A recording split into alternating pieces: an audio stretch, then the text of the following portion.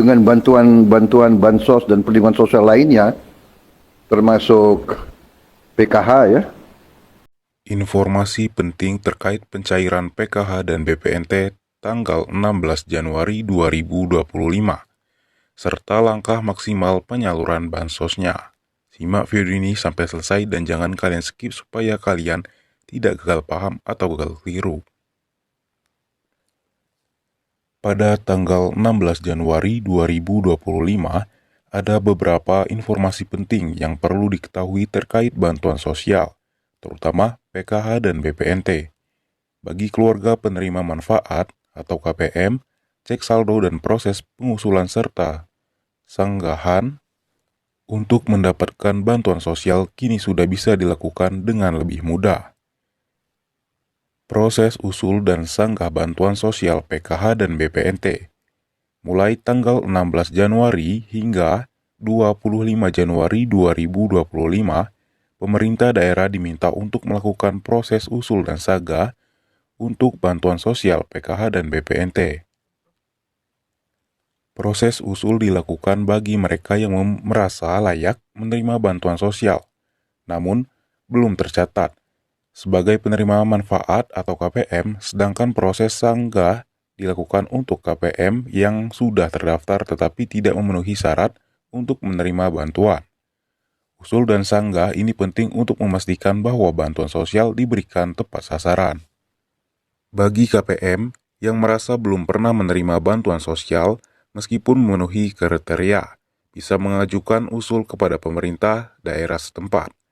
Sementara itu, KPM yang sudah tercatat dan tidak memenuhi kriteria bisa melakukan sanggah untuk pencoretan namanya dari daftar penerima, kata pengisi suara di akun YouTube seputar cuan.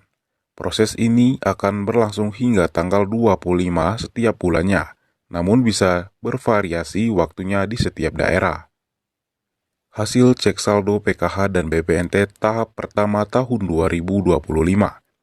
Untuk KPM yang sudah menunggu pencairan bantuan PKH dan BPNT tahap pertama tahun 2025, pada hari ini masih belum ada pencairan yang tercatat. Jika Anda sudah mengecek kartu KKS, kartu keluarga sejahtera, dan tidak menemukan saldo yang masuk, itu artinya pencairan untuk tahap pertama tahun 2025 belum dilakukan. Namun, jika Anda melihat pencairan masuk, itu kemungkinan adalah pencairan susulan untuk bantuan sosial tahap terakhir di tahun 2024 yang lalu. Oleh karena itu, pastikan untuk tidak terlalu sering mengecek kartu KKS, karena dapat merusak kartu atau membuat proses pencairan menjadi lebih sulit. Kemensos umumkan 3 langkah maksimal penyaluran bansos. Dalam rangka mengoptimalkan penyaluran bantuan sosial, Menteri Sosial Saiful Yusuf atau Gus Ipul mengumumkan 3 langkah strategis untuk memastikan bantuan sosial tepat sasaran. Langkah pertama adalah revisi aturan pengelolaan data terpadu kesejahteraan sosial DTKS agar bantuan dapat disalurkan kepada yang benar-benar membutuhkan. Langkah kedua adalah meningkatkan pengawasan yang ketat terhadap penyaluran bansos. Setiap distribusi bantuan sosial akan diawasi secara ketat untuk memastikan bantuan sampai ke tangan yang berhak. Kemensos juga telah menyediakan kanal pengaduan untuk mempermudah masyarakat melaporkan masalah dalam proses penyaluran. Langkah ketiga adalah terus memutakhirkan data penerima bantuan sosial secara berkala. Hal ini bertujuan agar data penerima bantuan selalu akurat dan bantuan sosial selalu sampai ke tangan yang membutuhkan. Kedepannya, data penerima akan digabungkan dalam satu sistem tunggal, yaitu Data Tunggal Sosial Ekonomi (DTSE), yang menjadi acuan untuk penyaluran bantuan sosial di Indonesia. Bagi KPM yang ingin memastikan mendapatkan bantuan sosial PKH maupun BPNT yang tepat, penting untuk mengikuti proses usul dan sanggah yang dimulai pada tanggal 16 Januari 2025. Selain itu, pastikan selalu mengecek status pencairan melalui saluran resmi dan tidak sering mengecek kartu KKS untuk menghindari kerusakan. Dengan langkah-langkah yang diambil oleh Kemensos, diharapkan penyaluran bantuan sosial dapat lebih tepat sasaran dan memaksimalkan manfaat bagi masyarakat yang membutuhkan. Untuk informasi tambahan, skema bantuan sosial 2025, indeks dan penyaluran dana per kategori penerima di Indonesia.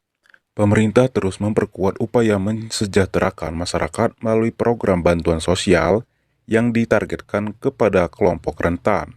Salah satu program bantuan tersebut adalah skema bantuan sosial yang disalurkan secara berkala dengan indeks tertentu berdasarkan kategori penerima. Skema bantuan ini mencakup berbagai kategori penerima, mulai dari ibu hamil, anak usia dini, anak sekolah, hingga lanjut usia. Berikut adalah rincian lengkap skema bantuan sosial tahun 2025 per kategori penerima beserta indeks bantuan yang diberikan setiap tahun dan setiap 3 bulan. Yang pertama, ibu hamil. Ibu hamil menjadi salah satu penerima bantuan sosial dengan indeks sebesar 750.000 per tahun. Dana ini diberikan setiap 3 bulan sebesar 187.500 untuk mendukung kebutuhan kesehatan selama masa kehamilan. Yang kedua, anak usia dini. Anak usia dini juga termasuk dalam prioritas bantuan sosial dengan indeks tahunan sebesar 750.000. Setiap 3 bulan, keluarga akan menerima dana sebesar 187.500 untuk mendukung kebutuhan pendidikan dan gizi anak. Yang ketiga, anak sekolah dasar atau SD. Bantuan untuk anak sekolah dasar diberikan dengan indeks tahunan sebesar Rp900.000. Untuk 3 bulan, keluarga akan mendapatkan dana sebesar Rp225.000 untuk menunjang keperluan pendidikan anak di tingkat SD. Yang keempat, anak sekolah menengah pertama atau SMP. Anak yang berada di jenjang SMP akan menerima bantuan sosial dengan indeks tahunan sebesar Rp1.500.000. Penyaluran dana dilakukan setiap 3 bulan dengan nominal Rp375.000 per tahap. Yang kelima, anak sekolah menengah atas atau SMA. Penerima bantuan di jenjang SMA mendapatkan indeks bantuan sebesar Rp2 juta per tahun. Penyaluran dana dilakukan per 3 bulan dengan nominal sebesar Rp500.000. Yang keenam, penyandang disabilitas berat. Bantuan untuk penyandang disabilitas berat diberikan dengan indeks tahunan sebesar Rp2.400.000. Setiap 3 bulan, mereka akan menerima bantuan dana sebesar Rp600.000 untuk membantu kebutuhan khusus mereka. Yang ketujuh, lanjut usia, 60 tahun ke atas. Lanjut usia yang memenuhi kriteria bantuan sosial mendapatkan indeks bantuan sebesar Rp2.400.000 per tahun. Dana sebesar Rp600.000 disalurkan setiap 3 bulan untuk mendukung kebutuhan dasar mereka. Penyaluran bantuan sosial ini dilakukan dalam beberapa tahap sepanjang tahun. Penerima bantuan akan menerima dana setiap 3 bulan sekali melalui rekening yang telah terdaftar. Skema ini diharapkan mampu meringankan beban ekonomi mereka, masyarakat yang membutuhkan serta meningkatkan kesejahteraan kelompok rentan.